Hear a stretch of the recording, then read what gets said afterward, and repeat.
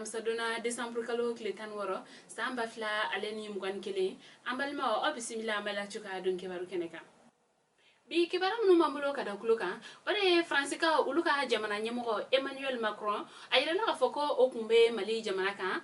dogokun nataina kibara misrama ulukon ne ayire gafo ko dogokun were keren yala December kalo klemugwa taratadu ni oye fransi jamana nyemo ko okonni mena laye mali kono ayirala ka fo ko fransi president adeka mali nalina ko kunchama kon bala ko keren yala ko abena le mali jamana kono wala sa chukamna ani mali transition nyemo uluka seka nyogon kuma nyoya ni ata galaje ko kabini fanga yelema flana yin wakati mekalola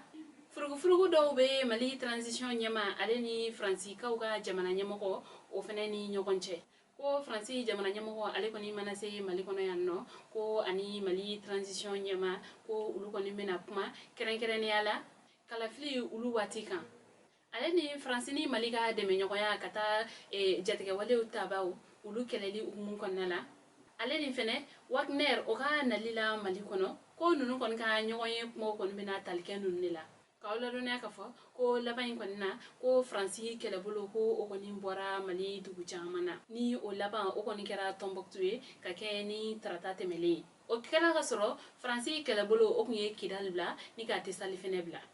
ame wati mine ko sisa mali jamana nyamo ulu koni ma kibara ko nindi Emmanuel Macron aleka nalika mali konnala fokata se ani transition nyama uga kuma nyoya uma nga kibara were mana boko fe ambo da kuloka kibara were mambolo kada kuloka ore mali école karamoko uluka hagenyini jakuluba nanko uluma les syndicats de l'éducation signature du 15 octobre 2016 ule kuna fundila ofranya konka uka bara munu mbolo dalendo dona na taula ka ulula donia ula école karamoko uluka hagenyini jakulu ko ulukon be wuli ka jola alibi article 39 ula sabatili kula uya yire kafo ko kuma nyawando kon kuntemela uni mali jamana nyamoko kon ni nyokonche kabini November kalola ko ga ko foka ben kon masoro o nyoye nun kon nala ko uluto o mangu kon nala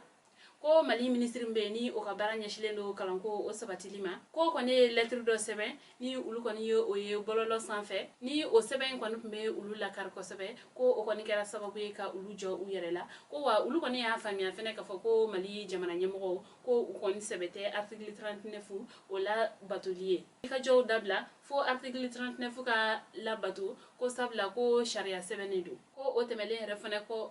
o fene temelon ko kaboyno ko ukeleme ka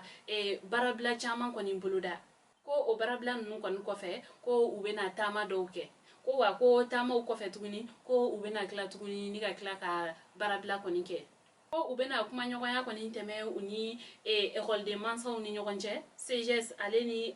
ayem mo kalande ulu fene ga hake nyini jakulu ko wala sa ko bela jele ka se ka u famya u wa kele kon nala ko wa fene ko boli bawo obena ke kalanso bawo bela jelena ko ni bana nun bela jelen ko fe ni ugala yenu masabati ko ubena klat kuni ka barabla were buluda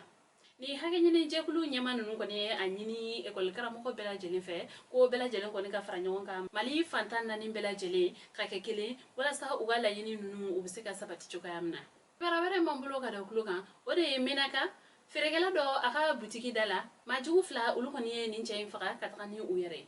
kibara mtsama ulukoni ya yire kafo tenendo December kalo kletan saba menaga konnala ko bingalkela mafla ko nunu konne ni bitiki koni botla to aka bitiki konnala ni ga soroka bingalke wale ta kanyesi amaka abone anina ni bingalke wale koni ko fe tenendo tratado ferekela ulu bela jelen koni sirana ka boka uga butiku koni ndele ni oera kon fene klara ka ke de kumbaye kanyesi dugudeuma kawla do ne ka fo ko ni bititi bingalkela nunu koni abone anila kumna o maseka don wa ni bingalkela nunu yera koni fene maseka don makele munu kundo ga kibara were mana boko fe ambo da kuluka kuna foni kunchala kibara were mambulo ka da kuluka seku sigidambe no ni anko mako bufte ye école soba ma jugudo tara tasma bla o direction konnala kibara msarama ulu konne ayire ka fo tratado December kalo kletan nani o du klafe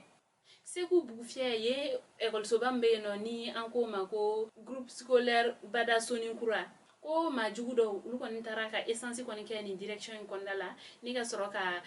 tasma kon bla la ka direction kon kono fe bela jere engine kawla dona ka fo ko ni majugun ko ni direction kono na soro ni fenêtre de ko ko ni fenêtre de Dakar ni ka soro ka do direction kono la ni kan jeli nunge ko fen fo sinyuma ore maseka bo ni direction kono la ame wakati mina iko sisan amaseka do majugun ko ni tasuma bla direction kono la ga kibara wara mana bo ko fe ambo da ukluka